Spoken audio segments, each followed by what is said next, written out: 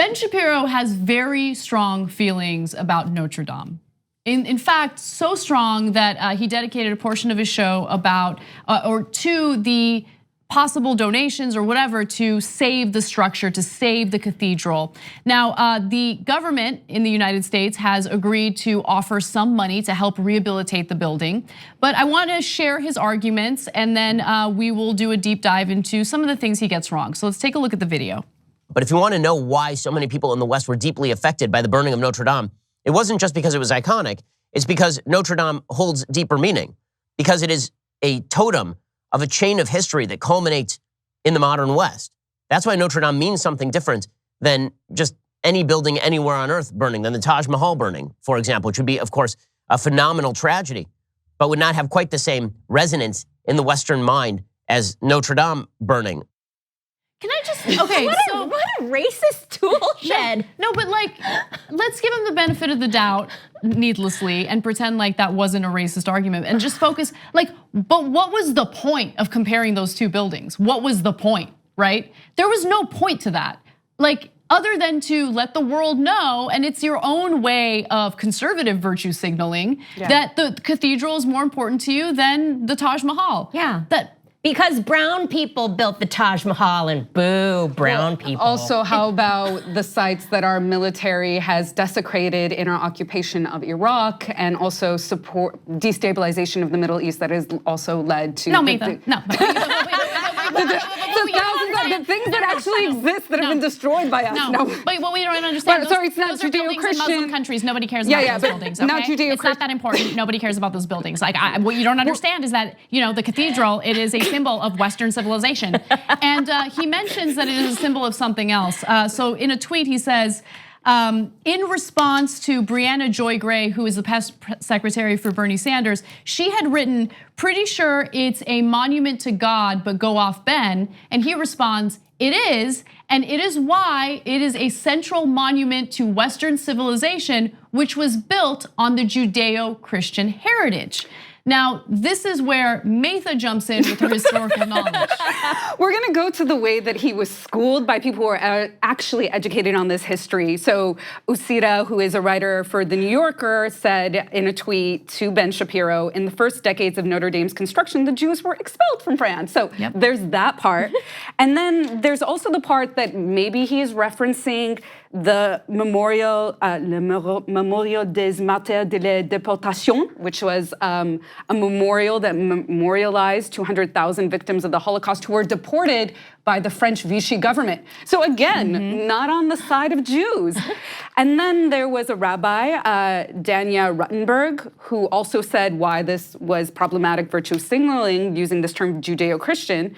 One, Judeo-Christian isn't a thing.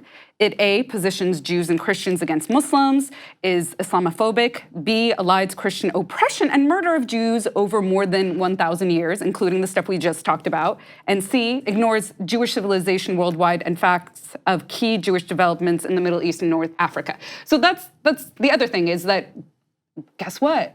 A lot of Jews are not white. A lot of Jews are not from Europe. But let's dive into this term Judeo-Christian, which we're taught in the US as a fundamental part of the founding of the country, right?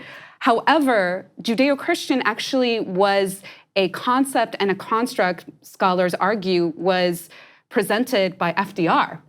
And what FDR was trying to do in this moment was galvanize and mobilize an American population that sympathized with another Christian country, and that was Nazi Germany. So in order for them to abandon their anti-Semitism, he created this notion of Judeo-Christian as embracing not just Jews, but Protestants also embracing Catholics. And so he, as a Democrat, came up with that. But in the 1960s, when it was clear that it was actually it was a challenge to secularist thought and secularist principles, the liberals abandoned it. And so the conservatives really took it on because they saw Catholics and other right-wing Jews as their allies against abortion, feminism, and gay rights. So that's when it coalesced and really became a thing, was actually in the 60s. And it was invented in the 30s. But again, if you want to pretend there is this history that's 1,000 years old, you can listen to Ben Shapiro. No, but what you don't understand is that I'm the whiz kid, okay? I'm the smartest guy in the world, and facts don't care about your feelings. Yeah, I just, look, the cathedral's important. It is important to a lot of people. That's why this is a big story. You don't need to compare it to other buildings. You don't need to compare the value of it to the Taj Mahal. That was such an unnecessary thing to bring Oh my up. God, it was so blatantly racist to me. It was just such blatantly, like, you know, it's not as important as the Taj Mahal. Brown people, #lame. Like what? That was so unnecessary, you racist tool shed. I mean, okay, so imagine, you know, someone else in some other country mentions a building that they find more important than the White House. Like, what a random thing to bring up, or any government building or any building that's important to Americans. Like, that's not an argument. That's not something that adds anything of value to the conversation, right? Well, that's why it's white nostalgia first, because the French also are pretty secular. You know, they are trying actively to outlaw any religious symbols or symbology in any of their public buildings and institutions. And the other thing that this argument does is it completely erases people in the US, which make up 25%, that are not religiously affiliated. And so that's completely gone from the conversation. And so to root in that erases so many people. Yeah, and it's been happening since the beginning of America. I mean, that's the other thing. What you just mentioned is also the other thing that's really offensive about the idea that our government is going to be donating money is we have a separation of church and state. And what about the people that don't want to donate? You know, it's not like the Catholic Church is hurting for money. Like they have some scratch, right? Like and what about this segment of our population that does not want to donate to a religious institution? Well, yeah, I mean, one of the things that always stands out to me is all those people who argue that taxation is theft, right? They always think about it in the context of government programs that help the needy. But what about all the things that we fund that we don't want to fund, that we legitimately think are immoral, right? So, for instance, helping the Saudi-led coalition in Yemen. I don't want my tax money going to that. Right. I don't want my tax money going to all sorts of unsavory, you know, private contractors that keep encouraging us to go to war. But that's what happens all the time. I would much rather have my tax money go toward helping the American people who need it.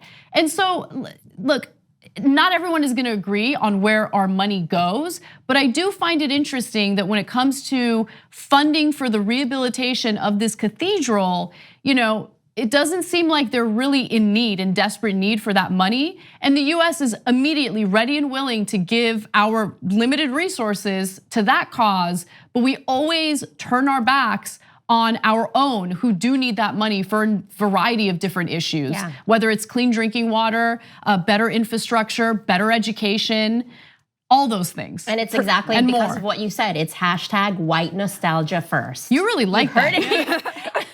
Yeah, because you're absolutely right. Like why, you know, Puerto Rico, it's like, what do these things have in common? Flint, Puerto Rico, you know, it doesn't take a neuroscientist to figure out like, oh, it's filled with brown people and black people. That's why we really don't care. Thanks for watching this free clip of the Young Turks. Don't forget to become a TYT member today.